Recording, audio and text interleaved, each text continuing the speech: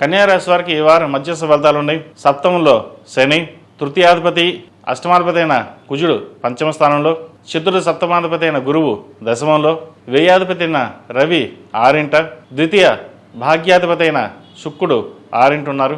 వివాహ సంబంధించిన విషయవహారాలు ఒక కొలిక్కి వస్తాయి. ఎప్పటి నుంచో వివాహ ప్రయత్నాలు చేస్తున్న వారికి మంచి సంబంధం కుదురుతుంది. ఉద్యోగంలో పేరు ప్రఖ్యాతలు లభిస్తాయి. అయితే ఆరోగ్య విషయంలో ఇమ్యూనిటీ పవర్ తక్కువ ఉండడం లేదా ఫుడ్ పాయిజనింగ్, ఇండైజెషన్, అసిడిటీ ఉండే అవకాశాలు గోచరిస్తుంది. వాటి విషయంలో కొంచెం జాగ్రత్త వహించాలి. సంతానం సంబంధించిన విషయవహారాలు చాలా అనుకూలంగా ఉంది. సంబంధ ప్రయత్నాలు చేస్తున్న వారికి మంచి సంబంధం కుదురుతుంది. అదేవిధంగా వృత్తి ఉద్యోగాలు ఉన్న వారికి, వ్యాపారాలు ఉన్న వారికి కాలం అనుకూలంగా ఉంది. దశమంలో గురువు ఉన్నారు కర్మస్థానంలో. రాశ్యాధిపతి దశమాధిపతి అయిన బుధుడు షష్టమంలో ఉన్నారు, రవితో కలుస్తున్నారు.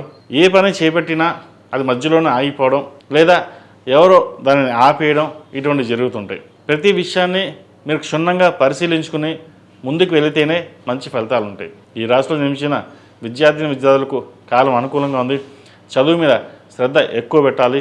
మీరు ఎంత చదివితే అన్ని మార్కులు వస్తాయి. మీరు కష్టపడి చదవాలనుకుంటారు కానీ డీవియేషన్ అయిపోతారు. సోషల్ మీడియాకి దూరంగా ఉండడం చెప్పదగినది. ముఖ్యంగా చిన్నపిల్లలు, పెద్దవాళ్ళు మొబైల్స్కి ఎంత దూరంగా ఉంటే అంత మంచిది. పరీక్షా సమయం కాబట్టి ప్రతి ఒక్కటి చదువు మీద దృష్టి పెట్టి ముందుకు వెళ్ళినట్లయితే భవిష్యత్తు బాగుంటుంది. ఈ రాశివారు ప్రతిరోజు ప్రతినిత్యం దక్షిణామూర్తి స్తోత్రాన్ని పఠించండి. అదేవిధంగా సుబ్రహ్మణ్య స్వామి అష్టకం కూడా పఠించడం చెప్పదగిన సూచన. ఈ రాశిలో జన్మించిన స్త్రీలకు వృత్తి ఉద్యోగాల పరంగా, వ్యాపార పరంగా సానుకూలంగా గోచరిస్తోంది. వచ్చిన అవకాశాలని ఉపయోగించుకోవాలి. 10 మందిలోనూ మెప్పు కోసం చేసే కార్యక్రమాలు ఏవైతే ఉంటాయో అవి కొన్ని సఫలీకృతం అవుతాయి, కొన్ని సఫలీకృతం కావు. అందరూ మన వాళ్ళే కదా అని కొన్ని విషయాలు బయటకు చెప్పడం వల్ల అది ఉద్యోగంలో ఇబ్బంది ఉండే అవకాశం గోచరిస్తుంది. వ్యాపార పరంగా అంతంత మాత్రంగా ఉంటుంది. రాబడి ఎంత ఉన్నా ఖర్చు కూడా దాని తగ్గట్టుగా ఉంటుంది. విలాసవంత జీవితం కోసం ఖర్చు ఎక్కువగా చేస్తారు. వాటి విషయం జాగ్రత్త వహించండి. సాఫ్ట్వేర్ ఉద్యోగస్తులకు, బ్యూటిషియన్స్, టెక్నికల్లో రంగాల్లో ఉన్న వారికి, సినీ కళా రంగాల్లో ఉన్న వారికి, అడ్మినిస్ట్రేషన్ రంగాల్లో ఉన్న వారికి, ఆర్టిఫిషియల్ ఇంటెలిజెన్స్ రంగాల్లో ఉన్న వారికి, హోటల్ మేనేజ్మెంట్, చిరుస్థాయి వ్యాపారస్తులు, ఇంటి దగ్గర ఉండి ఫుడ్ డెలివరీ చేస్తున్న చిన్న చిన్న వ్యాపారస్తులకు కాలం అనుకూలంగా ఉంటుంది.